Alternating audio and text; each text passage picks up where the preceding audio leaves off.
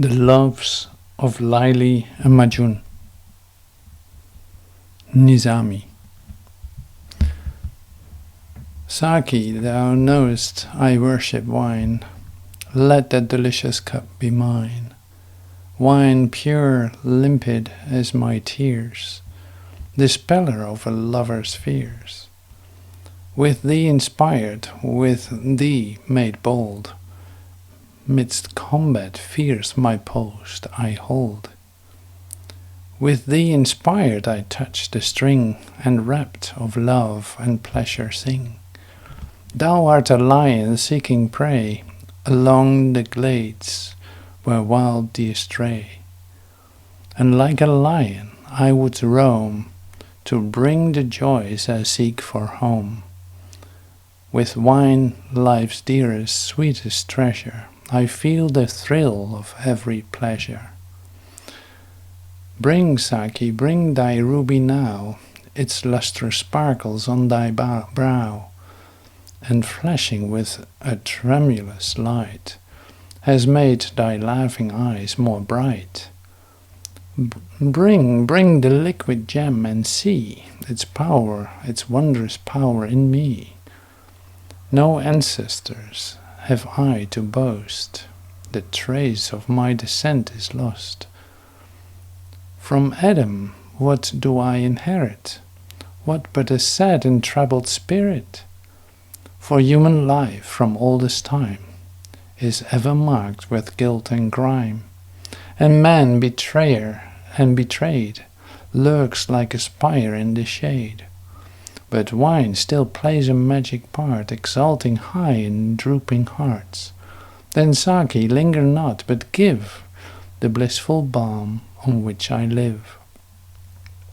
Come, bring the juice of the purple vine, bring the musky scented wine.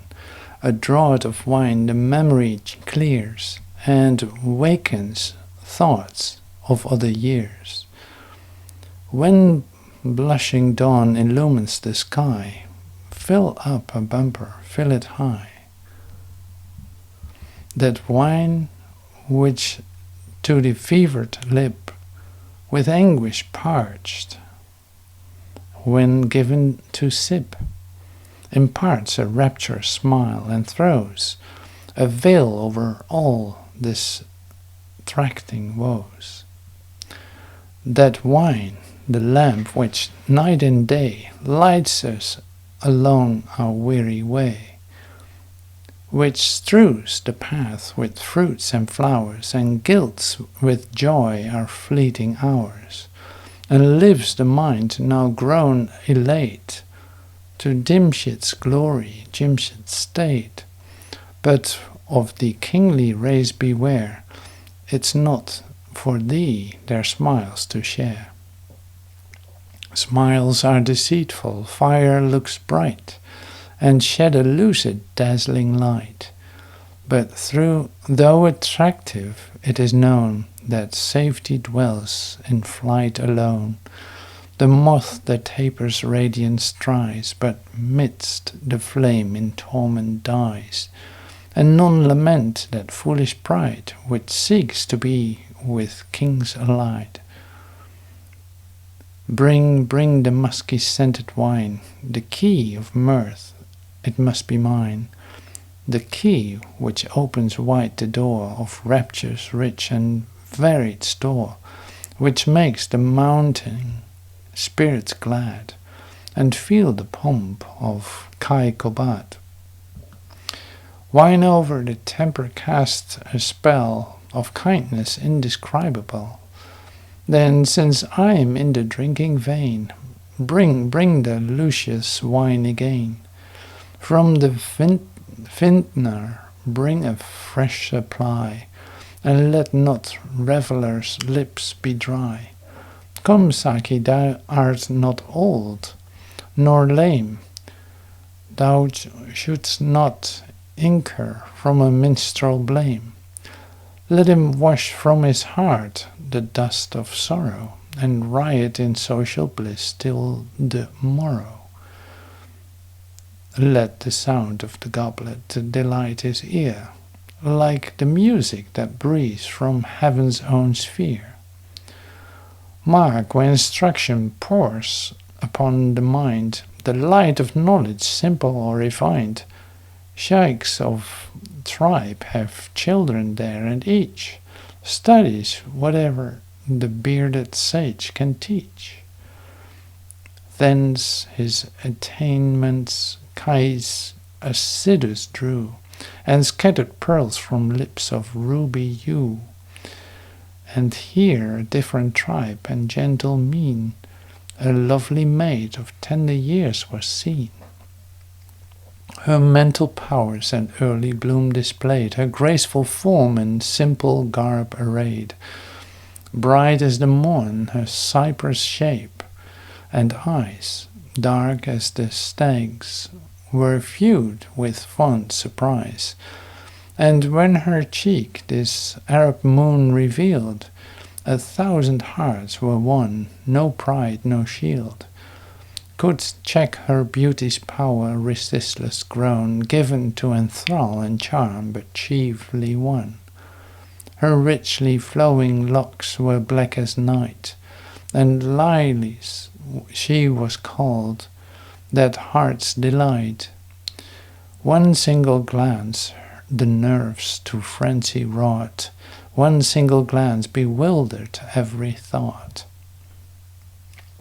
And then over Kai's affection blushing rose, diffused its sweetness, from him fled repose. Tumultuous passion danced upon his brow. He sought to woo her, but he knew not how. He gazed upon her cheek, and as he gazed, love's flaming taper more intensely blazed. Soon mutual pleasure warmed each other's heart. Love conquered both, they never dreamt to part.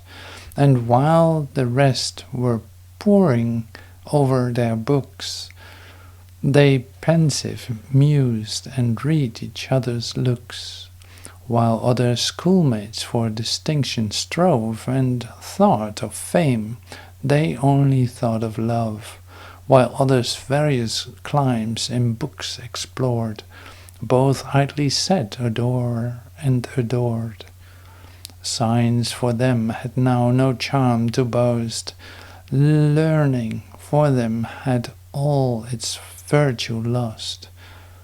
Their only taste was love, and love's sweet ties, and writing gazelles to each other's eyes. Yes, love triumphant came, and crossing all the fond luxuriance thought of youth and maid, and while subdued in that delicious thrall, smiles and bright tears upon their featured plays. And in soft converse did they pass the hours, their passion, their season, like the season fresh and fair. Their opening path seemed decked with balmiest flowers, their melting words as soft as summer air. Immersed in love so deep, they hoped suspension would be lulled asleep, and none be conscious of their amorous state. They hoped that none with prying eye and gossip tongue invidiously might to the busy world its truth relate, and thus possessed they anxious thought their passion would be kept unknown, wishing to seem that they were not, though all observed their hearts were one. By worldly prudence uncontrolled, their every glance their feelings whole told, for true love never yet had skill to veil impassioned looks at will. When ringlets over 1,000 curls, and ruby lips and teeth of pearls, and dark eyes flashing quickly and bright like lightning on the brow of night, when charms like these their power display and steal the wildered heart away, can man, dissembling coldly seem, unmoved as by an idle dream? Kais saw her beauty, saw her grace, the soft expression of her face. And as he gazed and gazed again, distraction stung his burning brain. No rest he found by day or night, Laili forever in his sight. But oh, when separation came, more brightly glowed his ardent flame, and she, with equal sorrow fraught, bewailed the fate upon them brought. He wandered wild through lane and street, with frantic step, as if to meet something which still his search defied, reckless of all that might betide.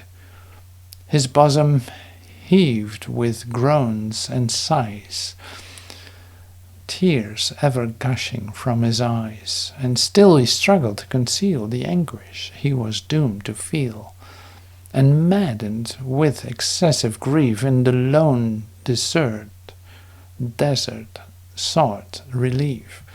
Thither as morning dawned he flew, his head and feet no covering knew, and every night with growing pain the woes of absence marked his strain. The secret path he eager chose, where Laili's distant mansion rose, and kissed the door, and in that kiss fancied he gavelled the cup of bliss. How fleet his steps to that sweet place, 1,000 wings increased his pace. But thence his fond devotion paid, 1,000 thorns his course delayed. The lover from his mistress parted, lingering, oppressed and broken-hearted, sank like the sun all rayless down, Khosrow, without his throne and crown, with matted locks and bosom bare, unshielded from the scorching air. His hapless youth, absorbed in grief, hoped with his friends to find relief. The few by strong affection bound, and midst his woes still faithful found, but vain in refuge friendship's smile could not his lovelorn heart beguile. Again he hastened to that place remote, where all he loved in life had gone. He called her magic name, but she was not, nor of her kindred one, not one. In that sequestered, lonely spot he called 1,000 times, but called in vain. None heeded, for none heard the strain, and thence no fond reply that hapless youth could gain. Laili had, with her kindred, been removed among the Najd mountains, where she cherished still the thoughts of him she loved, and her affection thus more deeply proved. Amid that wild retreat, Kais sought her there. Sought her in a rosy bower and silent glade, where the tall palm trees flung refreshing shade. He called upon her name again and again, alas, in vain. His voice unheard, though raised on every side, echo alone to his lament replied.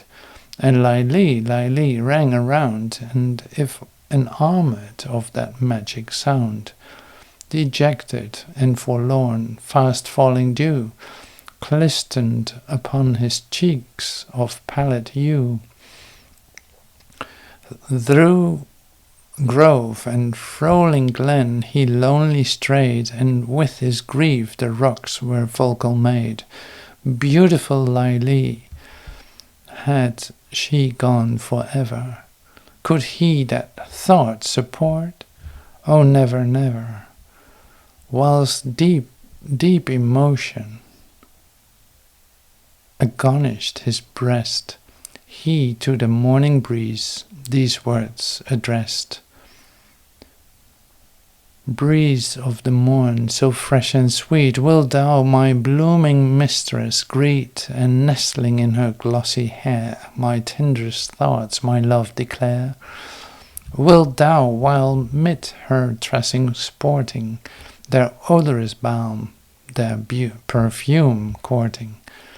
Say to that soul-deducing maid, in grief how prostrate I am laid, and gently whisper in her ear this message with an ancient accent clear.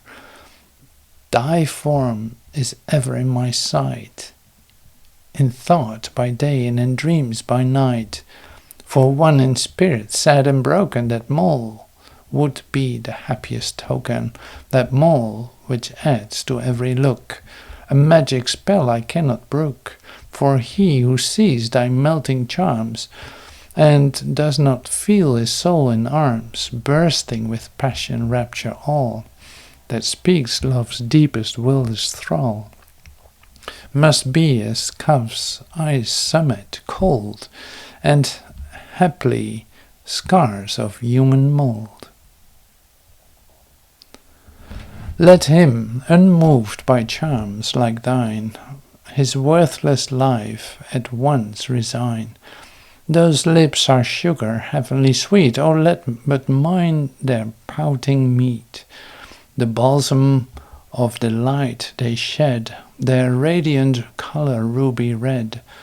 The evil eye struck my heart, but thine in beauty sped the dart. There's many a flower of richest hue has fallen and perished where it grew. Thy beauty is the sun in brightness, thy form a Paris self in lightness. A treasure thou, which poets say the heavenly would gladly steal away, too good, too pure, on earth to stay.